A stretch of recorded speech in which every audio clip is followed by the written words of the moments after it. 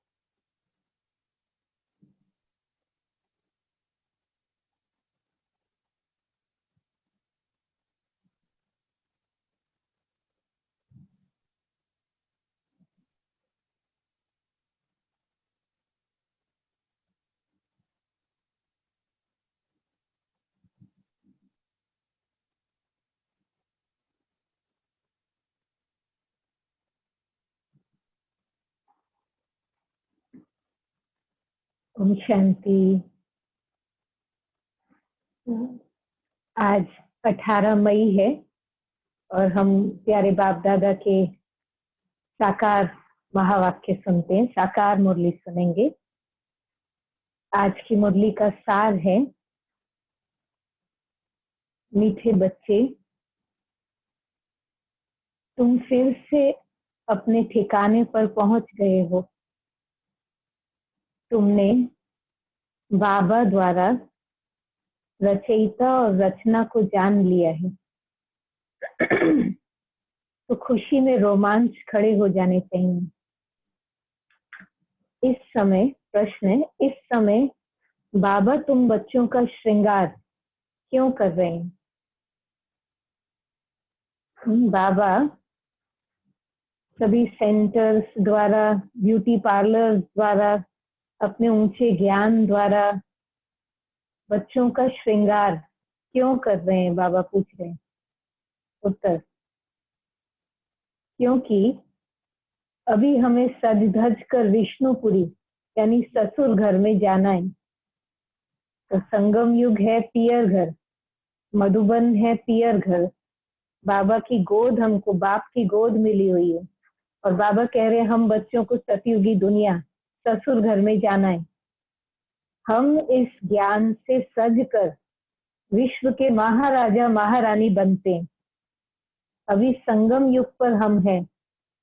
बाबा teacher बन करके पढ़ा रहे हैं, पियर घर से ससुर घर ले जाने के लिए। तो ये ऐसी पढ़ाई है जो पढ़ाई हम बच्चों का श्रृंगार करती है, जो पढ़ाई हम बच्चों के नैन चैन चलन तैयार करती है और फिर हम तैयार होकर श्रृंगार कर सज सवर कर सतयुगी दुनिया में जाएंगे। गीत है, आखिर वो दिन आया आज। और आज की मुरली की धारणा की पॉइंट्स है। पहली, सवेरे सवेरे अमृत वेले उठ ख्याल करना है। बाबा हमारा बाप भी है, टीचर भी है और अभी बाबा आया है हमारा ज्ञान रत्नों से श्रृंगार करने। तो बाबा दिन की वो शुभ शुरुआत मंगल मुहूर्त से, अमृत वेले से करने के लिए कह रहे हैं। और उस समय क्या विचार करने कि बाबा हमारा बाप भी है, टीचर भी है और अभी बाबा आया है हमारा ज्ञान रत्नों से श्रृंगार करने। वो बापों का बाप है, पतियों का पति है। ऐसे ख्याल करते अपार खुशी का अनुभव करना है। दूसरा, हर एक के पुरुषार्थ को साक्षी होकर देखना है। उच्च पद की मंजिल है, इसीलिए तमो प्रधान से सतो प्रधान बनना है। हर एक के पुरुषार्थ को साक्षी होकर डिटैच्ड ऑब्जर्वर की तरह देखना है। उच्च पद की मंजिल है, इसीलिए तमो प्रधान से सतो प्रधान बनना है। वरदान, संगम युग पर प्रत्यक्ष फल द्वारा शक्तिशाली बनने वाली सदा समर्थात्मा भव। संगम युग पर जो आत्माएं बेहद सेवा के निमित्त बनती हैं, उन्हें निमित्त बनने का प्रत्यक्ष फल शक्ति की प्राप्ति होती है। ये प्रत्यक्ष फल ही श्रेष्ठ युग का फल है। बाबा कह रहे हैं जो बेहद सेवा के निमित्त बनते हैं संगम युग पर, श्रेष्ठ युग पर, ऐसे बच्चे प्रत्यक्ष फल प्राप्त करते हैं, खुशी। और ऐसा फल खाने वाली शक्तिशाली आत्मा किसी भी परिस्थिति के ऊपर सहज ही विजय पा लेती है। जो प्रत्यक्ष फल, खुशी का फल खाती है, वो फल उनको शक्तिशाली बना देता है। और बाबा कह रहे शक्तिशाली आत्मा फिर किसी भी परिस्थिति के ऊपर सहज ही विजय पा लेती है। वो समर्थ बाप के साथ होने के कारण व्यर्थ से सहज मुक्त हो जाती है। जहरीले सांप समान परिस्थितियों पर भी उनकी विजय हो जाती है। इसीलिए यादगार में दिखाते हैं कि श्री कृष्ण ने सर्प के सिर पर डांस किया। बाबा कह रहे हैं इतनी शक्ति आत्मा में संगम युग पर बेहद सेवाएं करके आ जाती है कि वो जो खुशी आत्मा को मिलती है वो शक्ति में रूपांतर हो जाती है। और ऐसी शक्ति आत्मा को मिलती है जो परिस्थितियों को सहज पार कर पाती। ऐसी आत्मा बाबा कह रहे हैं कि समर्थ बाप के साथ होने के कारण व्यर्थ से सहज ही मुक्त हो जाती है। स्लोगन, पास विद ऑनर बनकर पास्ट को पास करो और बाप के सदा पास रहो। पास विद ऑनर बनकर पास्ट को पास करो और बाप के सदा पास रहो। ओम शांति। ये थे बाबा के मधुर महावाक्य। और बहुत खुशी है मुझे कि इस समय लॉस एंजलिस के परिवार से मिलना हो रहा है। और मैं ऐसा समझती हूँ कि बहुत जल्द दुनिया में दुखों की बारिश होनी है। जैसे जब बारिश होती है ना, तो छत्र छाया के तले लोगों को बुलाना नहीं पड़ता है, लोग खुद ब खुद आते हैं। जब बारिश होती है लोग खुद ब खुद छत्र छाया तले आते हैं। बिल्कुल इसी तरह से दुनिया में दुखों की बारिश होनी है। 4 प्रकार के दुख, तन का दुख, मन का दुख, धन का दुख, धन बहुत है तो दुख, नहीं है तो दुख, और जनता जनार्दन से संस्कार मिलाने का अपना अलग दुख होता है। तो ये सब दुख बहुत बढ़ने हैं। और जब ये दुखों की बारिश बहुत जोर पकड़ेगी तब इस परमात्म छत्र छाया के तले सब आएंगे। वो बारिश दुखों की शुरू हो चुकी है और बहुत जल्द जोर पकड़ेगी और सब इस परमात्म छत्र छाया के तले आएंगे। ऐसा समय आ जाएगा, समय उनको लाएगा। और मुझे ऐसा फील होता है कि आप सब जो मेरी आवाज सुन रहे हैं, आप समय से पहले आ गए हैं उस छत्र छाया के तले, जिसके नीचे लोग आएंगे जब ये बारिश जो शुरू हो चुकी है दुखों की जोर पकड़ेगी।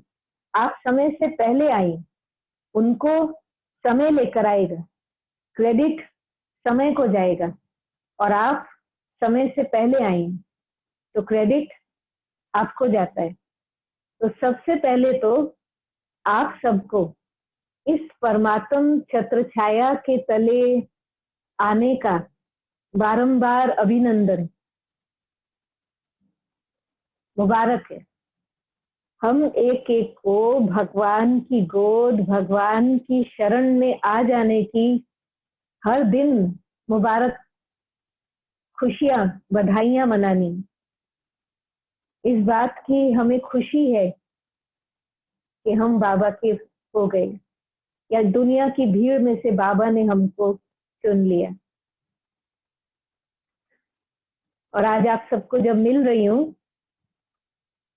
तो अंदर में बाबा की कमाल का गुणगान कर रही हूं, क्योंकि बाबा ने एक एक बच्चे को कहां कहां से ढूंढ निकाला, वो बाबा की कमाल देख रही हूं। देखो, आज लॉकडाउन के समय पर हमें समाचार मिल रहा है कि डोमेस्टिक वायलेंस या फैमिली की कॉन्फ्लिक्ट बहुत बढ़ती जा रही हैं। परिवार में एक छत के नीचे आपस में परिवारजन मिल के रह नहीं पा रहे हैं। और हमारा परिवार कैसा वंडरफुल परिवार है कि हालांकि आज मैं आप सबको इस कल्प में पहली बार मिल रही हूँ, पर ऐसा लगता नहीं है कि पहली बार है। आप सभी अपना कैमरा ऑन करो तो बहन को भी इंकरेज लगेगी कि पहली बार नहीं मिले हैं, बार बार मिले हैं और मिलते रहेंगे, है ना? क्यों नहीं, क्यों नहीं, क्यों नहीं। Should I wait for them? Do I wait for them to put on the camera? नहीं नहीं, आप करो, आपको दिखाई देता है Okay. सब? I cannot. गैलरी में। Okay, I'll just try. Yes, I can see them now. Yes. Okay. All right. I can see them. Yeah. Okay. Okay. So, ऐसा मुझे फील होता है कि हम एक परिवार के भांति इसलिए भी हैं क्योंकि हमारे दिल में बाबा है, हमारे दिल में बाबा का ज्ञान है। और वंडरफुल बात तो इस लॉकडाउन की ये है कि जैसे आबू में जब आप जाओ ना और आप ट्रेन पकड़ो, ट्रेन से आप बॉम्बे आना चाहते हो, और ट्रेन जो आप लेना चाहते हैं स्टेशन पे, बॉम्बे में ऐसा नहीं होता है, लेकिन आबू में जब आप ट्रेन पकड़ते हैं तो वो ट्रेन अगर दूसरे स्टेशन पर पहुंच गई है तो यहाँ पर बेल्स, 3 बेल सुनाई देती हैं। अगले स्टेशन पर पहुंच गई है तो 2 बेल सुनाई देती है, और जैसे ही वो आने लग गई है तो 1 बेल सुनाई देती है, जिससे पता चलता है कि अच्छा अब वो नजदीक आ रही है। तो यू गेट टू नो।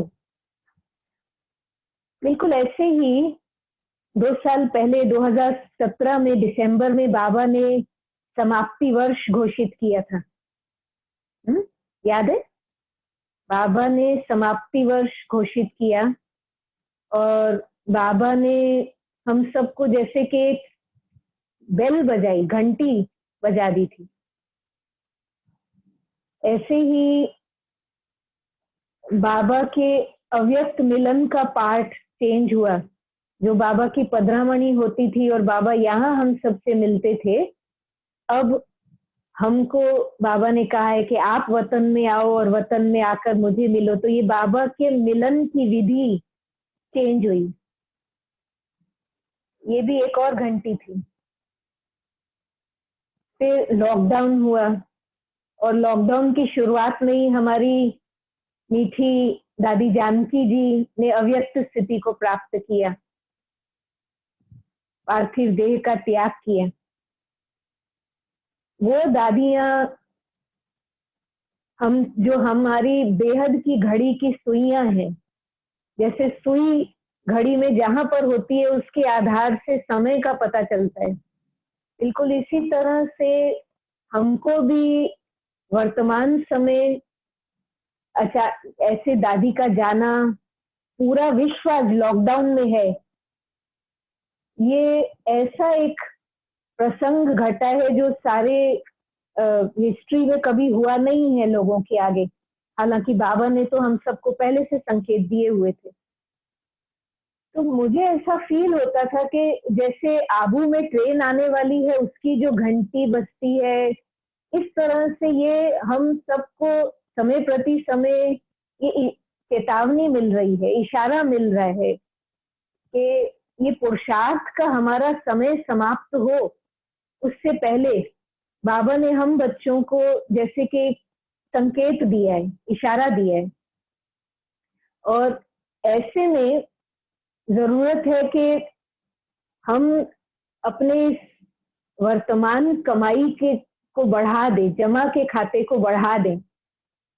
ये समय ऐसा है कि जैसे टोटली स्टैंड स्टिल पे सब है लॉकडाउन में, और ऐसा मुझे प्रतीत होता था कि जैसे बाबा ने हम सबको याद के लिए टाइम दिया है, नॉन बीके हो या बीके, ज्ञान में चलने वाले हो या ज्ञान में नहीं चलने वाले, सबको जैसे घर में बिठा करके अपने याद के चार्ट को बढ़ाने का समय दिया है।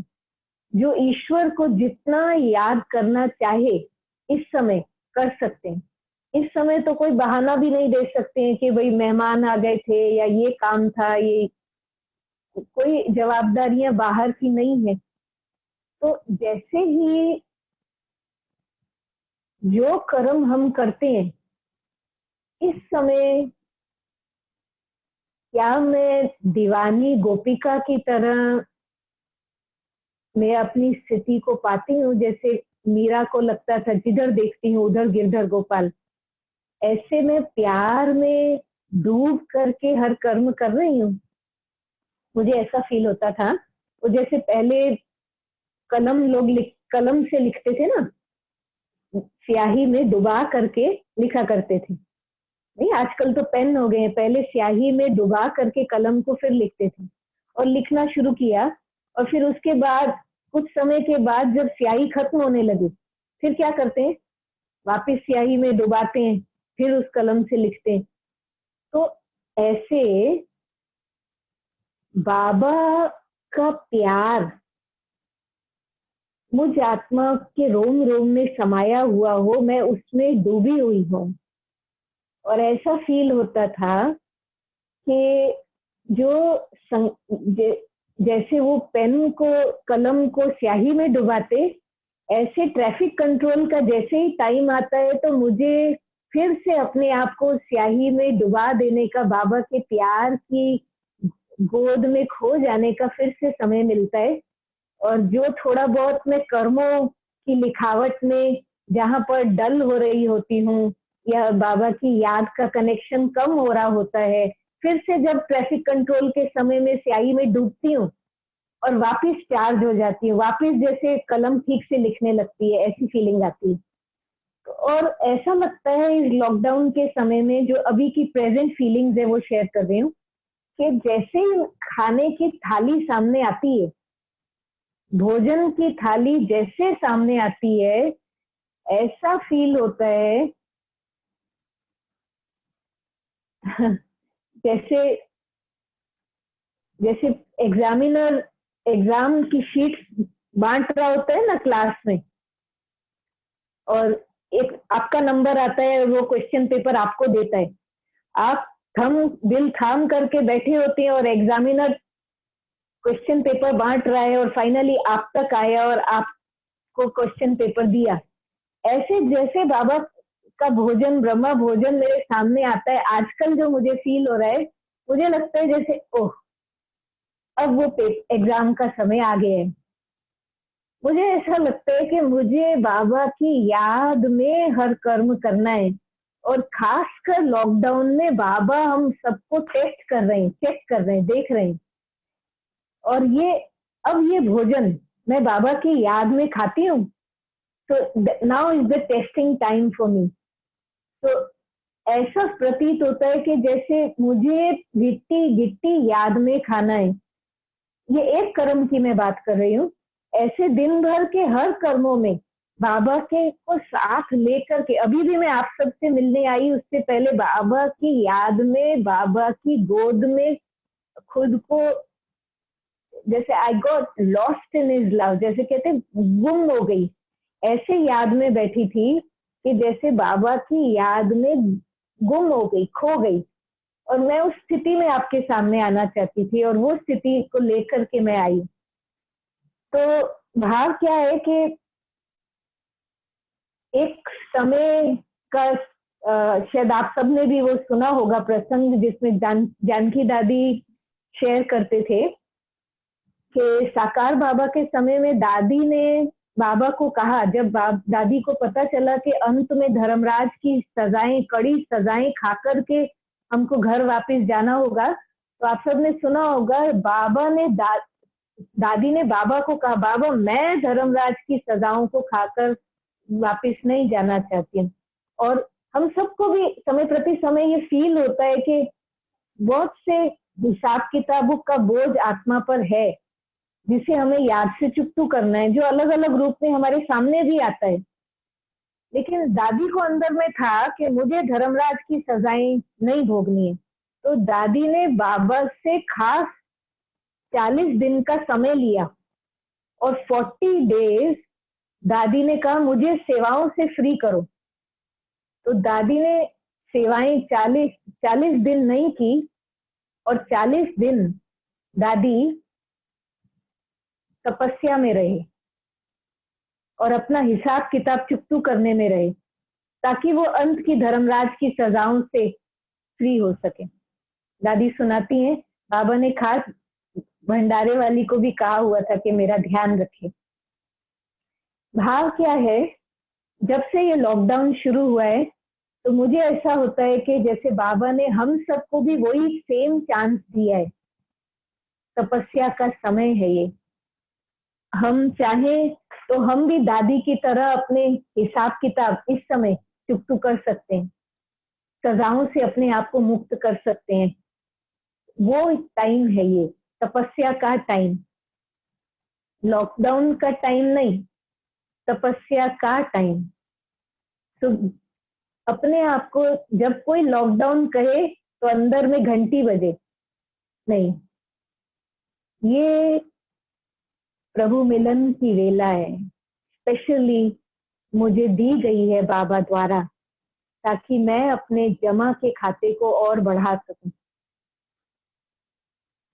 और मुझे ऐसा लगता है कि तपस्या का आधार जो बाबा ने कहा हुआ है मुरलियों में, तपस्या का आधार है त्याग। जितना त्यागी जीवन होगा उतना सहज हम तपस्या कर सकेंगे।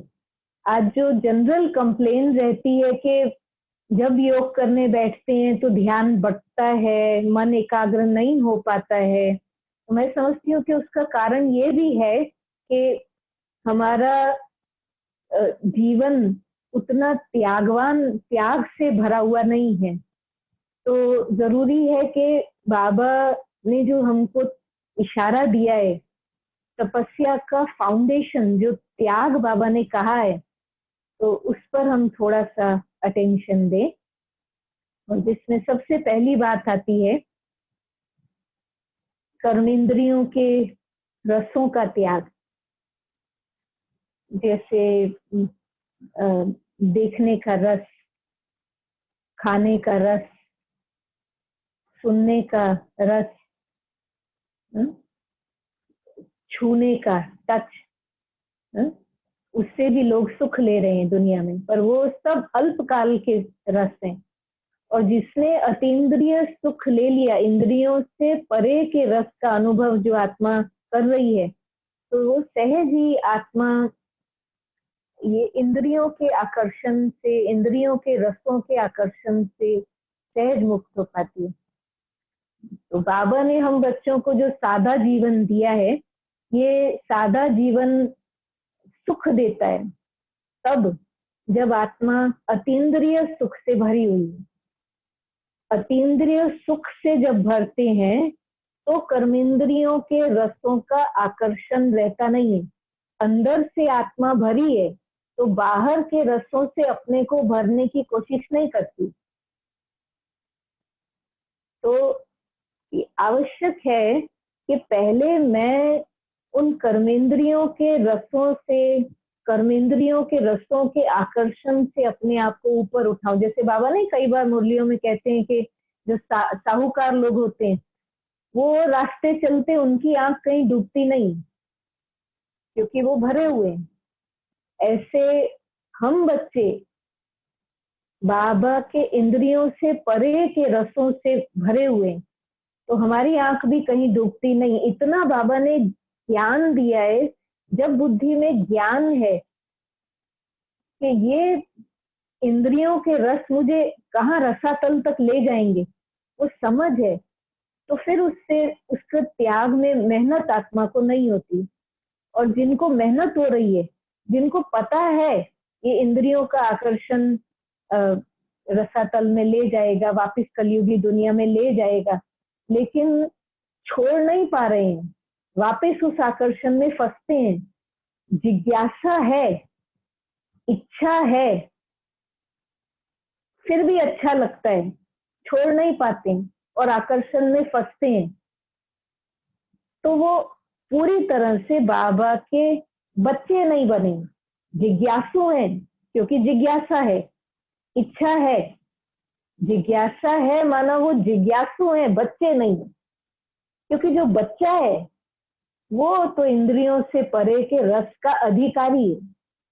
वो जिस पल बाबा से अपना रिश्ता जोड़ता है, वो बाप मैं उसका बच्चा, उस पल पिता की प्रॉपर्टी का अधिकार उसको फील होता है। जो बाबा का सो मेरा, और बाबा सुखों का सागर है। तो इंद्रियों से परे के सुखों में आत्मा झूमने लगती है। जैसे छोटा बच्चा है, पापा की कार खड़ी है, पार्क्ड है, और स्टीयरिंग उसको हिला रहा है, ड्राइवर की सीट पे बैठ के स्टीयरिंग हिला रहा है, और मैं उसके पास में जाके कहती हूँ बेटा कार किसकी है? तो कहता है मेरी है।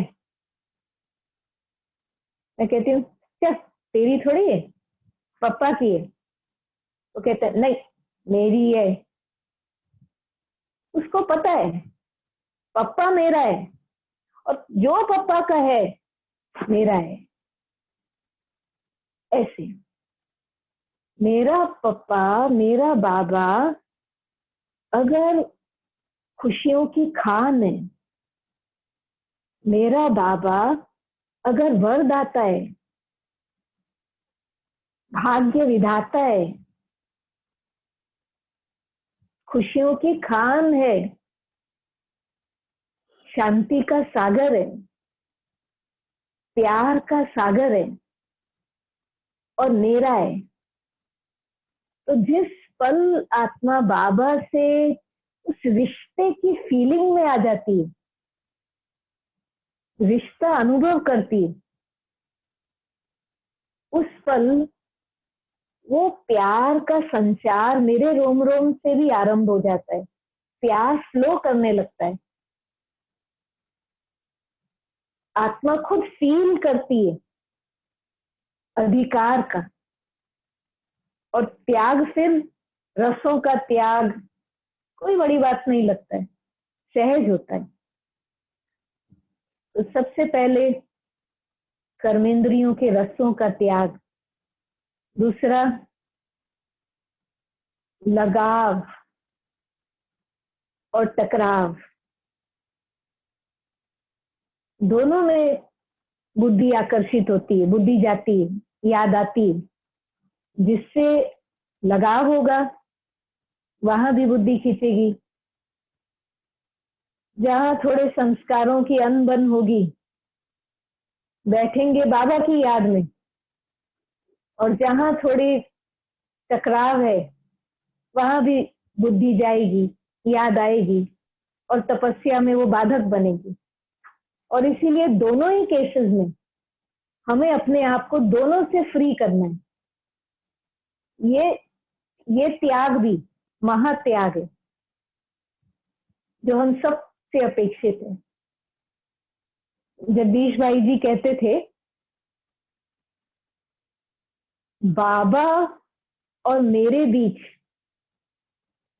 अगर कोई तीसरा व्यक्ति है जो मुझे बाबा से ज्यादा प्यारा लगता है, वो बाबा और मेरे बीच में आ जाएगा, बाधक बन जाएगा।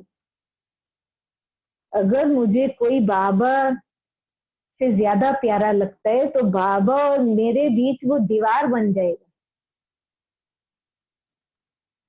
अगर किसी को मैं बाबा से ज्यादा प्यारी लगती हूँ तो उसके और बाबा के बीच में मैं दीवार बन जाऊंगी, जो कि अपने आप में बहुत बड़ा महापाप है। ऐसी भूल मुझे कभी नहीं करनी कि मैं बाबा और उसके रिश्ते के बीच में आ जाऊं। तो लगाव से भी स्वयं को सेफ रखना है। और दूसरा, टकराव। कॉन्फ्लिक्ट तो जैसे शुरू हो, जिसके साथ शुरू हो, जब शुरू हो, तो अपने आप की कुछ ऐसी एक मन की प्रोग्रामिंग मैंने की हुई हो, कुछ एक बातें मैंने खुद को पक्की कराई हुई। इसमें सबसे पहली बात, जहां पर विचारों में डिफरेंस है, जिस भी कारण से समझो टकराव आरंभ हो रहा है, तो जिसके साथ आरंभ हो रहा है या जो भी बात परीक्षा की सामने आ रही है, तुरंत अपने आप को समझाएं। मैं आपको एक सबसे पहले रिसेंटली शिवानी बहन, नर्सेस की कॉन्फ्रेंस थी रिसेंटली, तो नर्सेस को एड्रेस कर रही थी और नर्सेस बता रही थी कि कैसे हम सबको मेजर प्रॉब्लम हमारे डॉक्टर्स की है जिनके साथ हम काम करते हैं। तो एक बहुत बड़ी एक आश्चर्य की बात मेरे लिए थी, क्योंकि मैं तो समझती थी कि नर्सेस को तकलीफ पेशेंट से होनी चाहिए, पर उन सबका एक कॉमन प्रॉब्लम ये थी कि डॉक्टर्स हमारे साथ ठीक से बात नहीं करते हैं। बहुत वंडरफुल ये बात थी कि पेशेंट्स से प्रॉब्लम नहीं है, और जबकि पेशेंट्स ठीक से बात नहीं करते हैं, सब दर्दी जो उनके पास अलग अलग दर्द लेकर के आते हैं, तो उनका बात करने का ढंग तो ठीक नहीं होता है। तो नर्सेस को शिवानी बहन ने पूछा, क्यों पेशेंट्स ठीक से बात करते हैं? तो सब नर्सेस कहती हैं एक आवाज में, नहीं नहीं, वो तो पेशेंट है ना। तो इनकी अपेक्षा किससे रहती है कि ठीक से हमारे से कौन बात करे? डॉक्टर। तो शिवानी बहन ने उनको बहुत वंडरफुल दवाई दी, बहुत वंडरफुल सॉल्यूशन बताया कि जब डॉक्टर्स आपको से ठीक से बात ना करें, आप अपने आप को समझाओ, ये भी कौन है? पेशेंट्स हैं। जैसे वो पेशेंट्स जब आते हैं और आप उनके साथ ठीक से वो जब बात नहीं करें, तो तुरंत अपने आप को समझा देते हो, अच्छा ये पेशेंट्स हैं। ऐसे जब डॉक्टर्स ठीक से बात ना करें, तुरंत अपने आप को यही समझाना है कि इस समय ये पेशेंट है। ऐसे हमारे साथ जब ऐसी कोई टकराव की घड़ी आती है, ये पहला संकल्प अपने आप को देना है कि आत्मा उस समय दर्द में है, और जो खुद दर्द में है वो क्या देगा? पेशेंट है, ठीक से बात नहीं करेगा ना, दर्द देगा ना। तो ये तो ऐसा है जैसे कोई आप सीढ़ी नीचे उतर रहे हो और आपसे एक सीढ़ी मिस हो गई हो, समझो एक सीढ़ी मिस हो गई और आप मुंह के बाहर गिरे और कोई व्यक्ति देखता है आपको, तो आप क्या एक्सपेक्ट करते हो कि वो आपको ये कहे कि समझाए कि अरे सीढ़ी दिख नहीं रही थी क्या, मिस कर दी सीढ़ी? नहीं, उस समय आपको पता है आपसे एक सीढ़ी मिस हो गई, उस समय तो हमारी अपेक्षा रहती है कि कोई हमको सांत्वना दे, हमारे दर्द को दूर करने के लिए थोड़ा मलहम पट्टी कर दे, हमें सहारा दे करके उठा दे, तो थोड़ा थपथपी कमर पे दे। हाँ? हालांकि भूल हमसे हुई है। तो ये एक बहुत बड़ा मैसेज हम सबको ये प्रसंग देता है कि जब कोई गुस्सा करता है या जब कोई गरम मिजाज में है, उस समय जैसे कि उससे सीढ़ी मिस हो गई है, उस समय उससे भूल हो रही है, उस समय तो उसको सबसे ज्यादा प्यार चाहिए।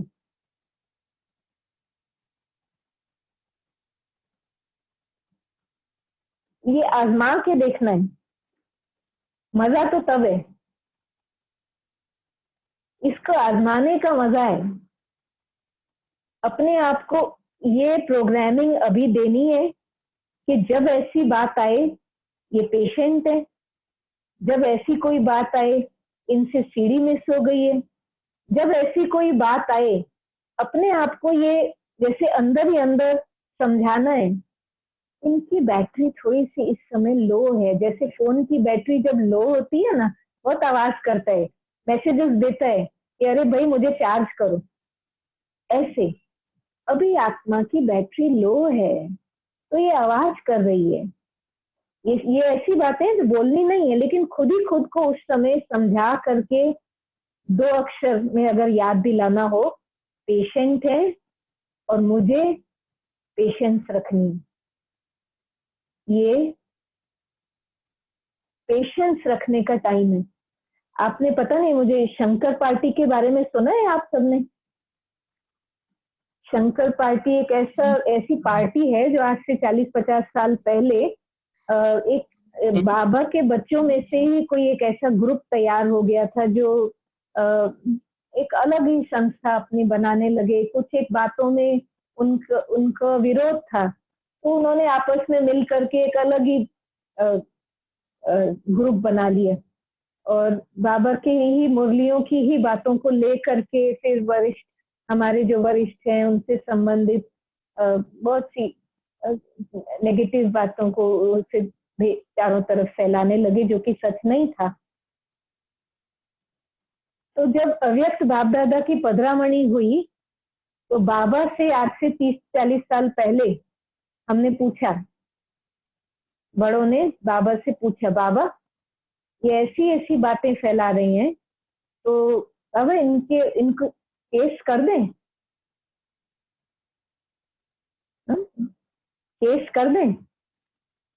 तो बाबा ने कहा, बच्चे, बाप कभी बच्चों पर केस कर नहीं सकता है। बच्चे हैं ना, बाप कभी बच्चों पर केस कर नहीं सकता है। और ये मेरे सामने ये बात हुई थी। और आज मैं आपको बताऊं, अब 2017 में ये संस्था के जो प्रमुख थे, वो उनका सब बहुत सी बातें बाहर आई और इसको बंद करना हुआ। बहुत सी उनको जेल भी हुई। It took 40-50 years।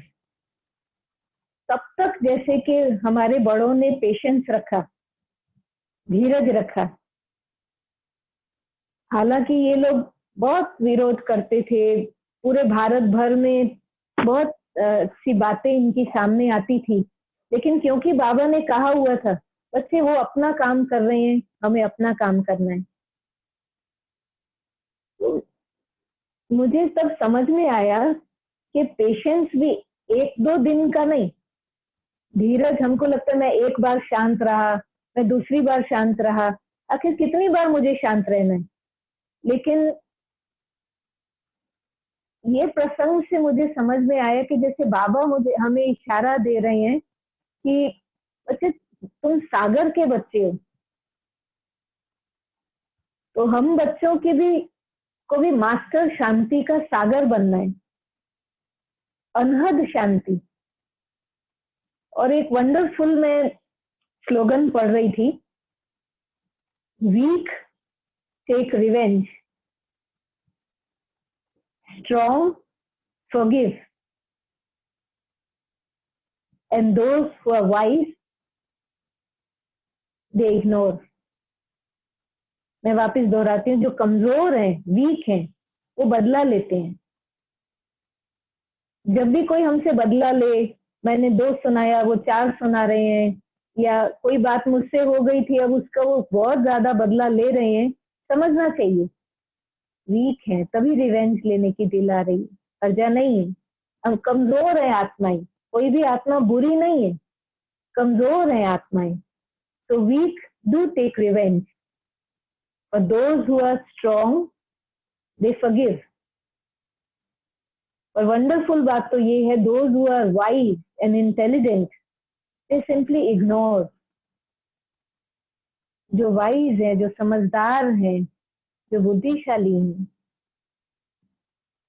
और शक्तिशाली भी है, वो बातों को आई गई करते हैं, जैसे कि कुछ हुआ ही नहीं। जैसे बाबा जिसे कहते हैं पानी पर लकीर, पानी पर लकीर कितना समय ठहरती है? पत्थर पे लकीर रहती है, रेती पर लकीर थोड़ा समय रहती है, लेकिन पानी पर लकीर लगाई और खत्म। तो खैर, लगाव और टकराव, इससे भी अपनी बुद्धि को ऊपर उठाना है और व्यर्थ का त्याग करना है। कर्मेंद्रियों के रसों का त्याग, लगाव और टकराव, दोनों से बुद्धि को समेटना है। और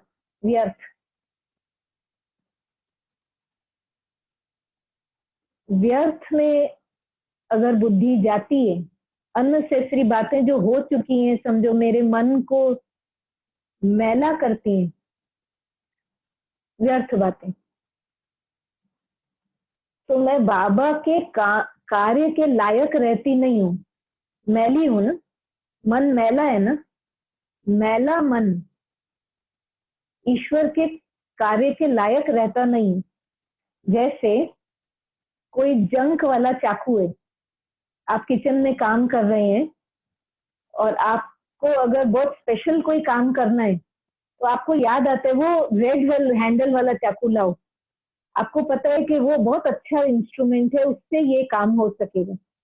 पर अगर वो साफ नहीं है, तो जो उस पर पॉइजन लगा हुआ है, जो जंक लगा हुआ है, काम तो हो गया, काम तो कर लिया, लेकिन वो पॉइजन साथ में जाएगा। उस तरह से अगर मैं बाबा की सेवा के लिए चलो निमित्त तो बन गई, लेकिन अगर मेरा मन मैला है, मेरा मन साफ नहीं है, साफ मन से बाबा के कार्य को मैं संभाल नहीं रही हूँ, तो कार्य तो हो जाएगा, लेकिन जो मेरी वृत्ति है उसका असर जरूर पड़ेगा।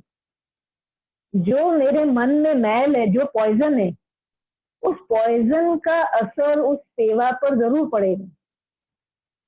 इसीलिए आवश्यक है कि मन मेरा साफ हो, मन मेरा व्यर्थ से मुक्त हो।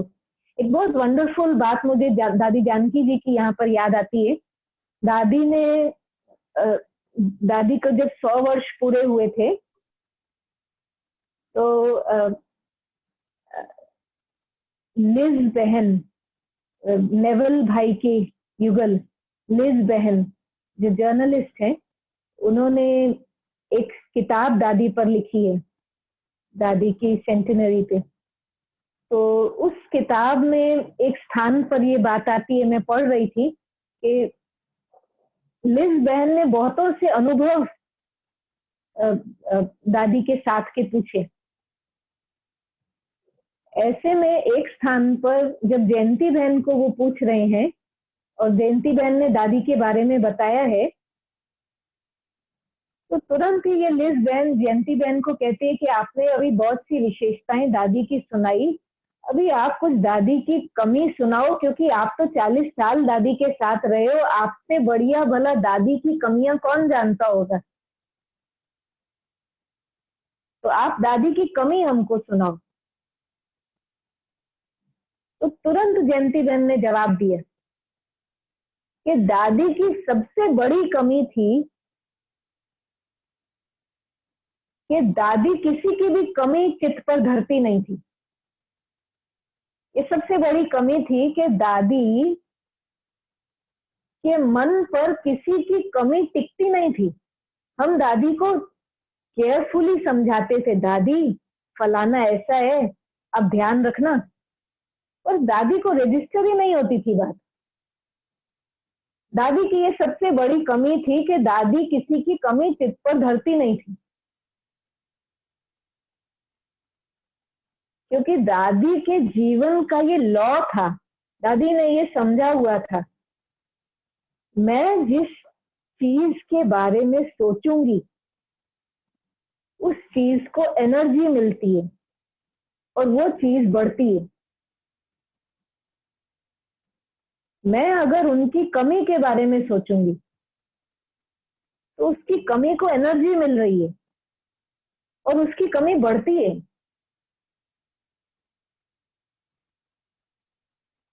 तो दादी उसकी कमी के बारे में नहीं सोचती थी और अपना मन लैला नहीं करती थी। बहुत ध्यान रख से दादी ध्यान देते थे इस बात पे कि मैं किसी की कमी को अपने चित्त पर न धरूं। और फिर फाइनली तो दादी की वो नेचुरल नेचर सी बन गई थी। पिछले दिनों गोपी बहन, लंदन की गोपी बहन सुना रहे थे कि उन्होंने दादी को पूछा एक समय पर कि दादी आप मेरी कमी जरा बताओ ना, चलो औरों की चित्त पर नहीं धरते हो, कम से कम मेरी कमी तो आप पर्सनली मुझे बताओ तो मैं अपने आप को ट्रांसफॉर्म कर सकूं, आप मुझे जरा गाइड करो।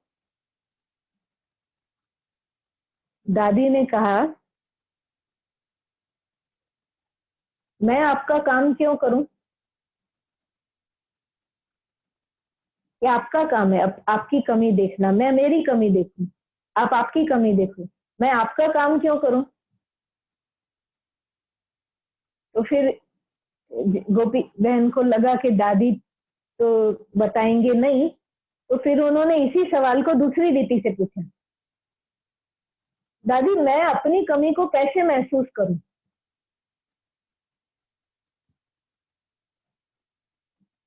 तो दादी ने उत्तर दिया, साइलेंस में बैठो। हम सब योगी हैं, अंतर्मुखी जैसे ही हम होते हैं, ध्यान बाहर से हटा करके अपनी ओर ले आते हैं, तो हमें आवश्यक नहीं रहता है कि कोई हमको अपनी कमी बताए। एक योगी को पता है उसकी कमी कहाँ है और वो अपने आप पर फिर काम करता है।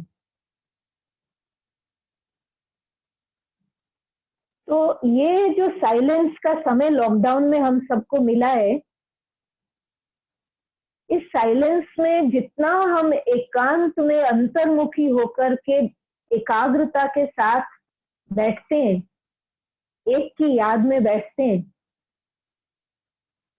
तो जमा का खाता तो बढ़ता ही है, लेकिन साथ में अपनी कमियों के एग्जैक्ट मालूम पड़ता है कहाँ है और कहाँ मुझे चेंज लाना है। तो बुद्धि स्व पर रहती है, बुद्धि सेवा में लगे और अन्य कार्यों में लगे, उससे पहले आवश्यक है कि मेरा ध्यान, जो दादी कहती है ना, मेरा 99% ध्यान अपने पर रहता है। और फिर लास्ट के दिनों में तो दादी कहती थी मेरा 100% ध्यान अपने पर रहता है।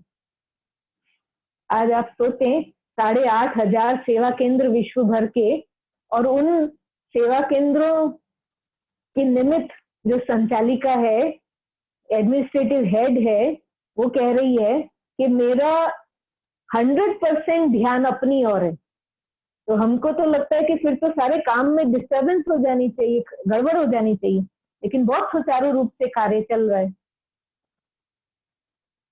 तो जितना ध्यान अपनी ओर मेरा होगा और चित्त को साफ रखा होगा, चित्त को व्यर्थ से मुक्त रखा होगा, उतना सहज जैसे ही बैठेंगे तो बुद्धि बाबा से जुट जाएगी।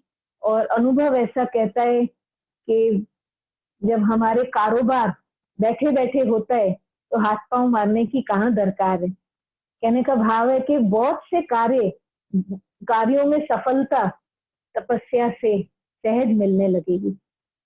तो सबसे पहली बात कर्मेंद्रियों के रसों का त्याग, दूसरा लगाव और टकराव से बुद्धि को फ्री करें, तीसरा व्यर्थ से अननेसेसरी बातें जिसमें मन बुद्धि उलझती है उससे बुद्धि को समेटें, उन बातों का त्याग करें, उसमें just don't give it a thought.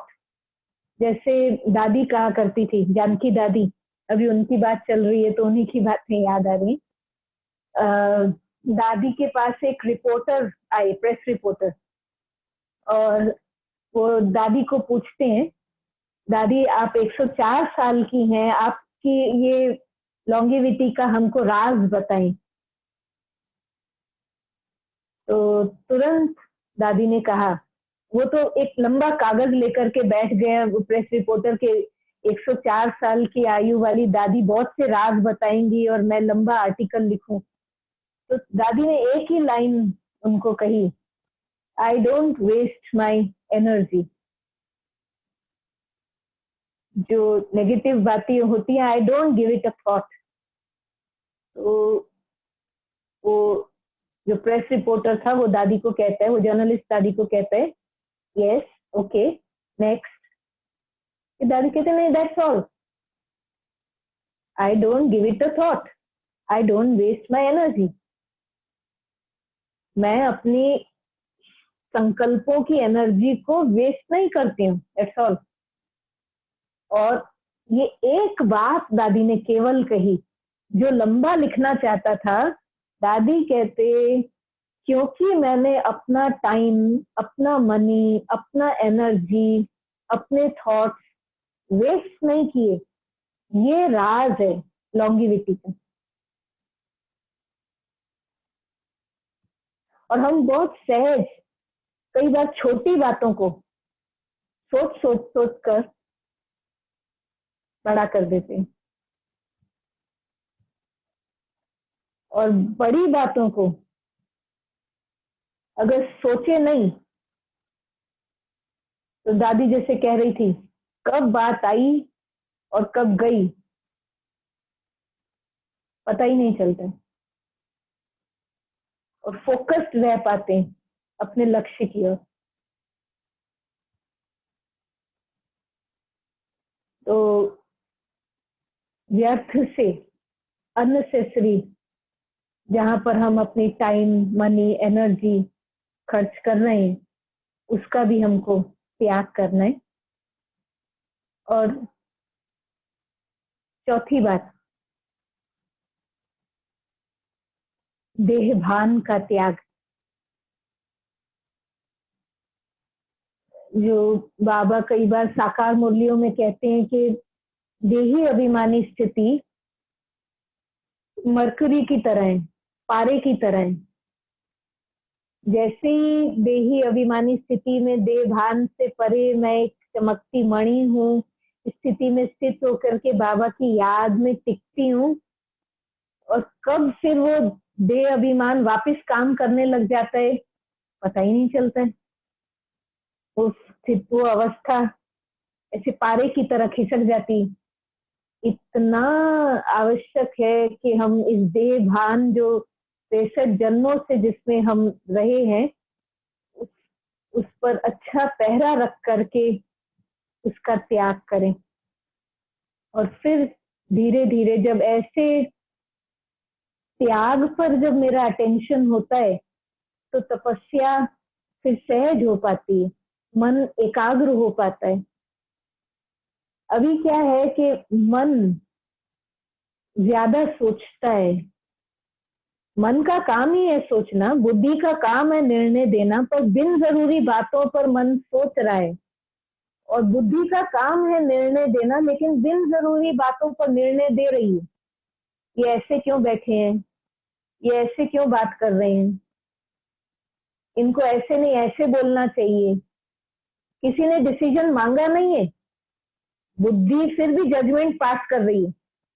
बुद्धि जज है ना, बुद्धि का काम है निर्णय देना। बुद्धि बिन जरूरी बातों पर निर्णय दे रही है। और जबकि बाबा ने कहा है बच्चे तुम अपने जज बनो, दूसरों के जज बनने के बजाय तुम अपने जज बनो। और फिर जब बैठते हैं बाबा की याद में, तब तक मन थक जाता है। बहुत सोचा होता है, ओवर थिंकिंग। आजकल बॉम्बे में जो ट्रैफिक बहुत है, लॉकडाउन में तो आजकल ऑफ कोर्स रोड्स पे गाड़ियां चली नहीं रही हैं, लेकिन अदरवाइज कहते हैं ओवरलोडिंग, ओवर स्पीडिंग और ओवरटेकिंग, इस कारण से एक्सीडेंट हो रहे हैं। और यहाँ मैं कहती हूँ ओवर थिंकिंग। मन ज्यादा सोचता है और बुद्धि बिन जरूरी बातों पे जजमेंट पास करती है। और फिर जब हम बैठते हैं बाबा की याद में, तो एकाग्रता कब होती है कि जब मन और बुद्धि एक दिशा में सोचे। अब मन थका हुआ है, बुद्धि जजमेंट पास कर करके थकी हुई है। फिर जब अपने संस्कारों को जज करना होता है, वो कर नहीं पाती, थक गई, थक चुकी है। फिर वो योग में मजा नहीं ले पाते जो लेना चाहिए। तो इसीलिए जितना देह भान से परे अपने निज स्वरूप में मैं आत्मा टिकती हूँ, एकाग्र होकर के बाबा की याद में बैठ लंबा समय बैठती हूँ। और फिर वो gradually light house might house की मेरी स्थिति बनती है। ग्रेजुअली मग्न अवस्था आने लगती है और वो बीज रूप स्थिति तक मैं आत्मा पहुंच पाती हूँ। वो स्थिति में आत्मा के विकर्म विनाश होते हैं। आत्मा फील करती है कि अब वो जो पापों का बोझ है, वो जो पुराने संस्कारों का खाता है, वो जैसे भस्म हो रहा है। वो बीज रूप स्थिति में आत्मा में फीलिंग आती है। ऐसी स्थिति का जब तपस्या में हम अनुभव करते हैं और फिर जब कर्म क्षेत्र पर आते हैं, तो जो कर्मों में व्यवहार में आते हैं, तो वो ओरिजिनल स्थिति, ओरिजिनल आत्मा के संस्कारों का दर्शन सबको हो पाता है। जैसे हमारी दादियों से हम सबको हुआ है ना। दादियां जब कर्म में आई, दादियां जब व्यवहार में आई, तो वो स्थिति जो उन्होंने तपस्या में बनाई थी, उसके दर्शन कर्मों में होते हैं। आप सबने प्रकाशमणि दादी जी को भी शायद देखा होगा। आप में से जिन्होंने देखा नहीं है, तो जानकी दादी को तो हम सब ने देखा ही। मैं प्रकाशमणि दादी की बात सुनाती हूँ कि दादी का लॉ था लव। दादी का लॉ था लव, प्यार सिद्धांत था कारोबार करने का। और दादी जब थी, प्रकाशमणि दादी, तब पूरा विद्यालय एक्सपेंशन के समय पर था, विस्तार हो रहा था, बहुत सेवाएं बढ़ रही थी, तो जरूर बहुत सी बातें भी आती होंगी। लेकिन दादी का लॉ था लव, और वो हमारे इस बेहद बड़े यज्ञ का आधार स्तंभ बना। क्योंकि तपस्या के साथ साथ जो स्थिति हमारी शक्तिशाली स्थिति दादियों की बनी, और वो हमने उनके व्यवहार में रूपांतर होता देखा, वो आज हम सबको प्रेरणा देता है that we all need to be extremely loveful.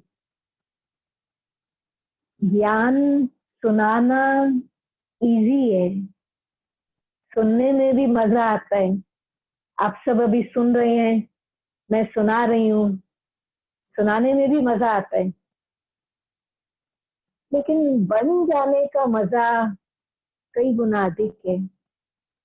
वो हमने बहुत समीप से दादियों में देखा।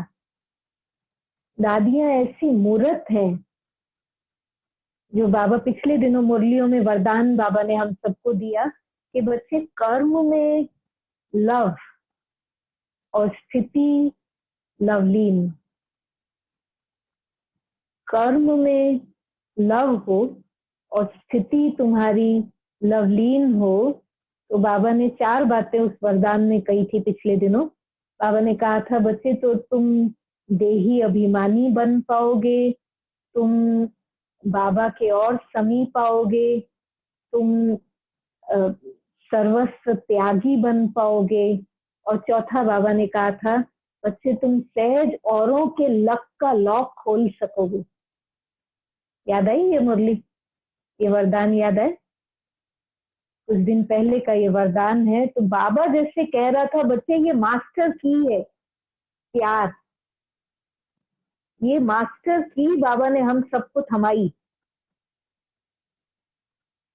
लक के लॉक को खोलने की भी मास्टर की है। हर समस्या का समाधान है प्यार। तो बाबा ने बड़े प्यार से इस यज्ञ को शुरुआत से चलाया है। हमारी गुलजार दादी हैं, अक्सर अपनी क्लासेस में पहले ये कहा करती थी, एक अपने बचपन का प्रसंग दादी सुनाते हैं। गुलजार दादी जो मुझे भी, मेरे को भी बहुत प्रिय है। दादी कहते मैं बहुत छोटी थी और साकार बाबा ने हम सबको, हालांकि जो दादियां थी वो रईस घराने की थी, राजाई घराने की थी, और बाबा के पास जब आई तो उनका सबका देह अभिमान टूटे तो बाबा ने रेशमी कपड़े पहनने वाले को खादी कपड़े पहनाए। बाबा ने जिनकी चप्पलों में हीरों की जड़त थी ऐसों को बाबा ने चमड़े की चप्पलें पहनवाई, चप्पल सिलना भी बाबा ने सिखाया। तो गुलजार दादी बताते हैं कि एक बार बाबा ने जब उनको कहा हुआ था अपनी चप्पल टूटे तो खुद सिलो, तो गुलजार दादी तब छोटे थे और अपनी चप्पल को सिलने जा रहे थे और इतना बड़ा सुआ था, सुई बहुत बड़ी थी। वो सुआ लेकर के, चप्पल को हाथ में लेकर के गुलजार दादी बाबा के पास गए, साकार बाबा, और बाबा को कहा बाबा ये सुई से अगर मैं चप्पल सिलूं तो ये सुई मेरे हाथ में इस पार से उस पार नहीं चली जाएगी, चुभ नहीं जाएगी? तो बाबा ने बड़े प्यार से दादी को गोदी में बिठाया। तो तब तो छोटी थी, गोद में बैठ जाए इस उम्र की। तो बाबा ने दादी को गोदी में बिठाया, गुलजार दादी को, और बाबा ने, साकार बाबा ने कहा, उस हाथ को लिया और उस हाथ को बहुत प्यार से सहलाया। बाबा ने कहा बच्चे अभी बाबा ने इस हाथ में लाइट भर दी है, अब सुई चुभेगी नहीं। जैसे आप लाइट से अगर सुई को ले जाओ, इस पार से उस पार ले जाओ तो चुभेगी? हाथ में तो चुभ सकती है, लेकिन अगर लाइट का हाथ हो तो चुभेगी क्या? तो बाबा ने ऐसे हाथ सहलाया और बाबा ने कहा बच्चे अब बाबा ने इसका लाइट का हाथ बना दिए, अब चुभेगी नहीं। तो खुशी खुशी से दादी उस चप्पल को उस सुई से सिलने के लिए दौड़ के चली गई। कहने का भाव है बाबा ने बड़े यज्ञ को प्यार से चलाया।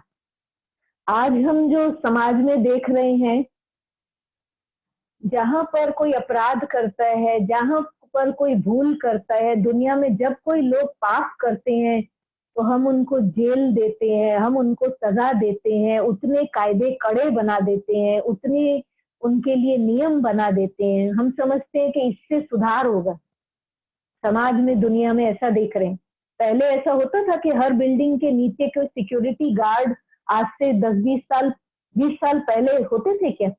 आज हर बिल्डिंग के नीचे सिक्योरिटी गार्ड है, आज इतने जेल्स बन गए हैं, आज इतने कानून कड़े हो गए हैं, पर उतना ही ज्यादा अपराध बढ़ता जा रहा है, पाप बढ़ता जा रहा है। हालांकि जेल बढ़ते जा रहे हैं, कायदे पहले से कड़े हो गए हैं। तो बाबा ने हम बच्चों को यज्ञ में ये सिखाया है, ये श्रीमत है। भूल जब कोई करता है उस समय उसको प्यार की जरूरत है, और अगर मुझे लगता है कि प्यार से उसका सुधार हो नहीं रहा है तो प्यार का डोज बढ़ा देना चाहिए। अगर सुधार प्यार से नहीं हो रहा है तो ये संकेत मिल रहा है मुझे कि मुझे प्यार के डोज को बढ़ाने की जरूरत है, पर इस दवाई को बदलने की जरूरत नहीं, इस डोज को बढ़ाना है। तो कहने का भाव है तपस्या के लिए जरूरत है त्याग, पर त्याग का आधार है वैराग। दादियों में वैराग था इस पुरानी दुनिया का, तो त्याग करना बड़ी बात नहीं लगी, लेकिन वो वैराग का भी आधार था प्यार। इतना बाबा से प्यार से वो भर चुके थे, प्राप्तियों से भर चुके थे, जिसके कारण वैराग आया पुरानी दुनिया से, और त्याग लगा ही नहीं।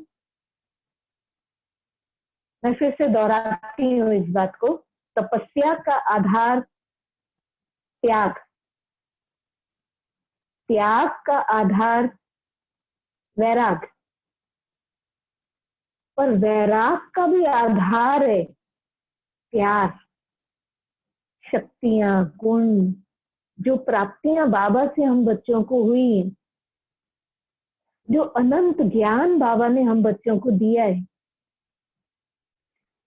एक प्यार से भी केवल हम अपने को भरते हैं, और उसकी किरणों तरह रोज ऐसे हम अपने आप को भरें जैसे स्पंज कैसे पानी में डूब जाती है, उसको जिधर से जब दबाओ स्पंज को तो उससे पानी ही निकलता है। बिल्कुल इस तरह से अगर मैं बाबा के प्यार में ओतप्रोत हो जाती हूँ, रोज अपने को सराबोर कर लेती हूँ, डुबा लेती हूँ, भरपूर कर लेती हूँ, मैं समझती हूँ कि फिर वैराग स्वाभाविक है, त्याग स्वाभाविक है, और वो तपस्या का एक स्ट्रॉन्ग फाउंडेशन बनाता है। तो ये जो घड़ियां हमको लॉकडाउन की मिली हैं, हम इसमें एक वंडरफुल ये चांस ले सकते हैं कि हम बाबा के और समीप आए। हमको ये बाबा ने एक गोल्डन अपॉर्चुनिटी दी है, और मुझे ऐसा भी प्रतीत होता है कि ये आने वाले दिनों में बहुत बड़ा कार्य होना है, बहुत बड़ी सेवा होनी है, ऐसा मुझे फील होता है। जैसे जब 1969 में ब्रह्मा बाबा अव्यक्त हुए तो सेवाएं बहुत जोर पकड़ी। विदेश की सेवा 1971 में हमारा पहला डेलीगेशन विदेश में गया, और 1974 में पहला सेंटर लंदन में स्थापित हुआ, और आज 130 से भी अधिक देशों में बाबा की सेवाएं हैं, चल रही हैं। तो 1969 में एक ब्रह्मा बाबा अव्यक्त हुए और इतनी सेवाएं बढ़ी। 2007 में प्रकाशमणि दादी जी ने शरीर छोड़ा और अव्यक्त स्थिति को प्राप्त किया, और 2007 से मीडिया के द्वारा सेवाएं बहुत बढ़ी, और शिवानी बहन के माध्यम से वो इंस्ट्रूमेंट बने, और बाबा का कार्य विश्व भर में बहुत एक अलग लेवल पर आ गया।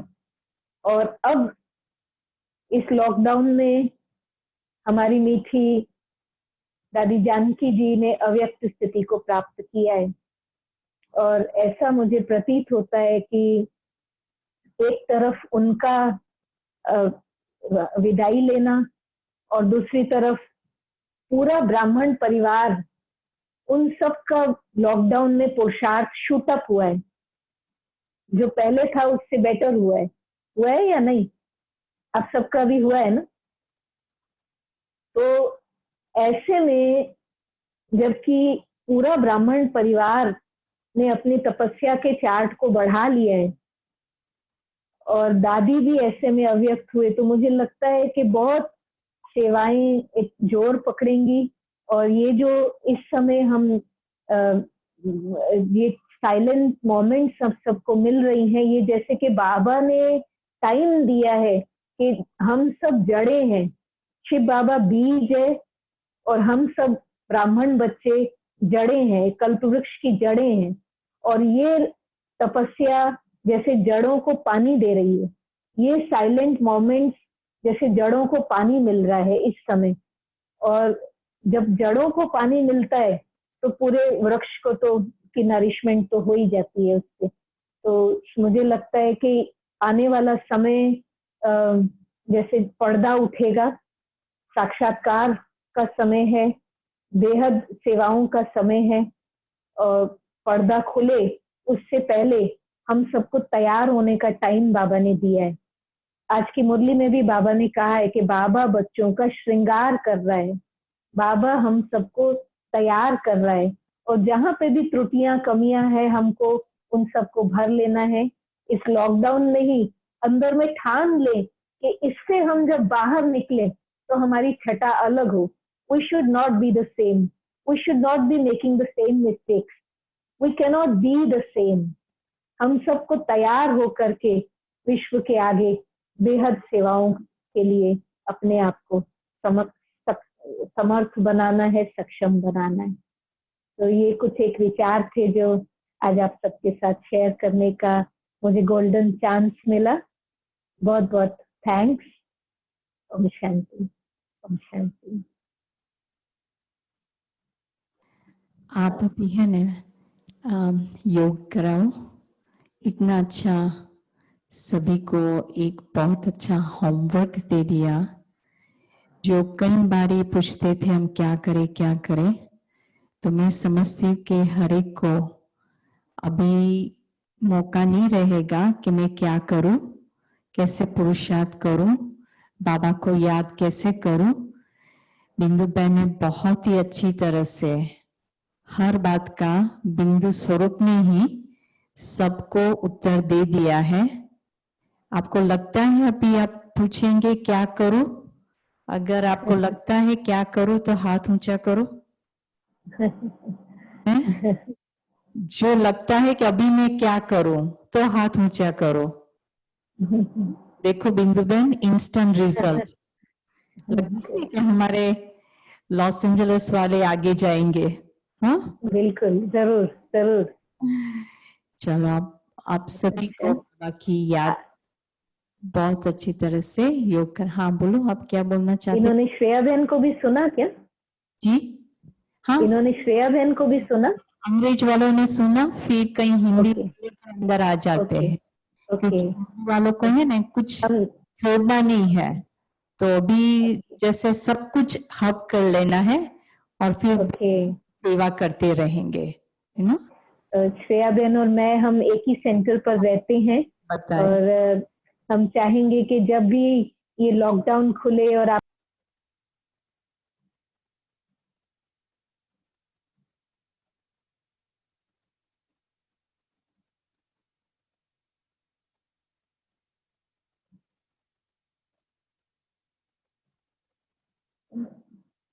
ऑडियो ऑन है, मैं कराऊं या are you going to play a song?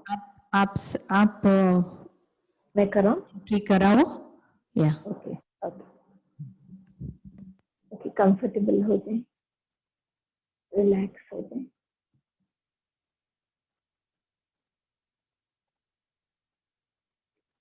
बुद्धि को सब तरफ से समेट लें।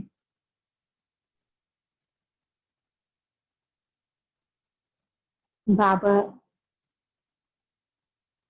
जो मेरा फादर है, मेरा फ्रेंड है, मेरा बिलवेड है, वो मेरा ऐसा अविनाशी साजन है जिसकी मैं सदा सुहागिन सजनी हूँ। कुछ पलों के लिए उस मीठे संबंध का अनुभव करें। शिव साजन की मैं सदा सुहागिन सजनी।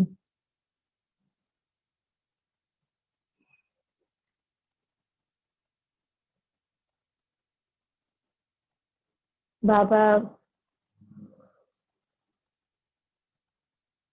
निराकार ज्योति स्वरूप है। उसका सुंदर सलोना स्वरूप देखें।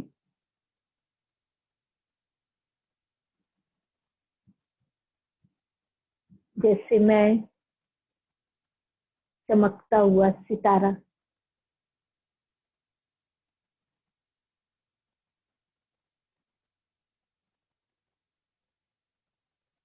देखें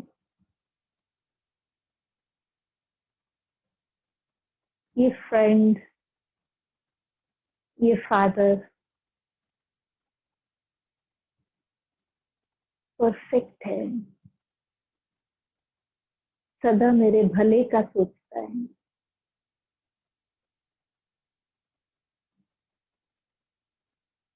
सदा मुझे प्योर बनाने के लिए हाजिर है।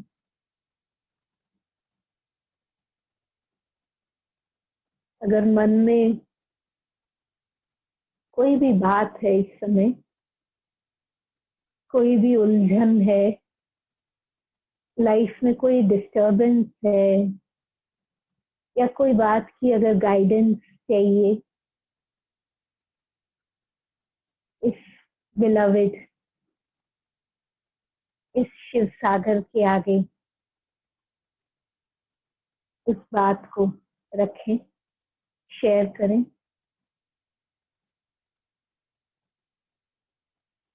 शिव सागर में आज उस बात को बहा दें। कोई भी दिल का अगर बोझ है, जो मन में बात खटक रही है, बाबा को सुनाएं।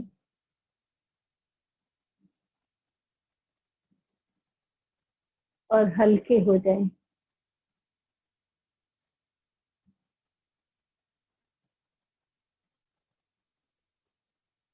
जैसे छोटा बच्चा होता है, ऐसे बच्चे की तरह लाइट, इनोसेंट।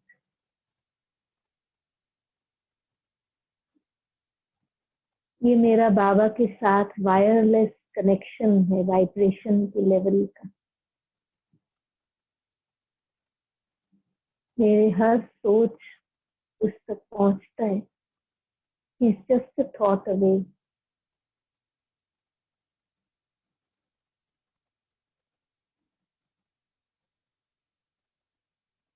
मेरा उससे रिश्ता संकल्पों का है।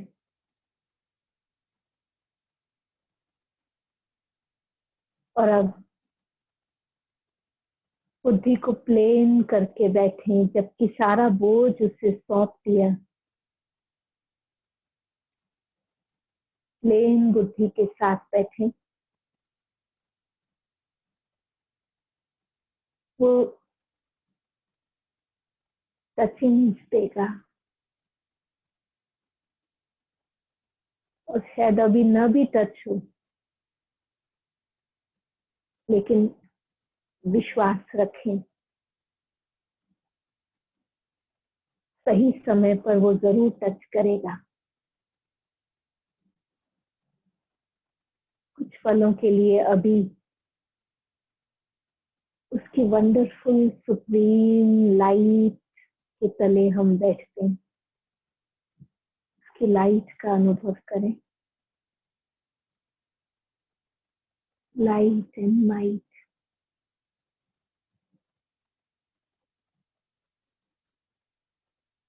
महसूस करें जिससे कि वो सूर्य की तरह है, और उस परमात्मा की किरणें,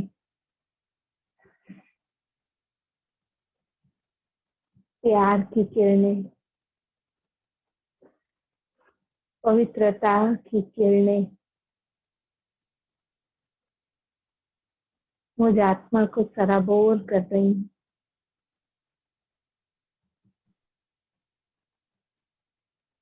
His love is like a blanket and I as though am wrapped all around it. There is a blanket of love all around me.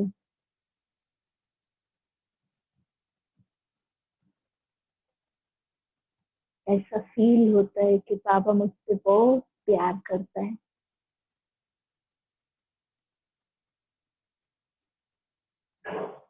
पाना था तो पा लिया।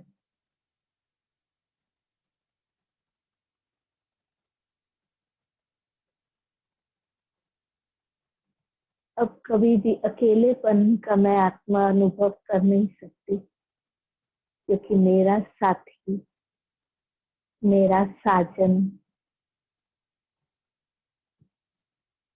पापा है। मैं कंबाइंड हूँ, शिव शक्ति हूँ।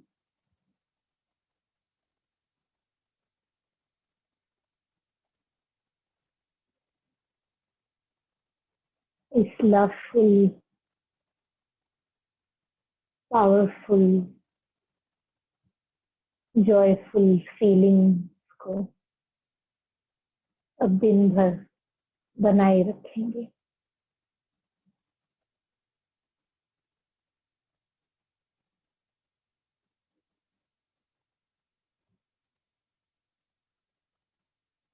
ओम शांति शांति।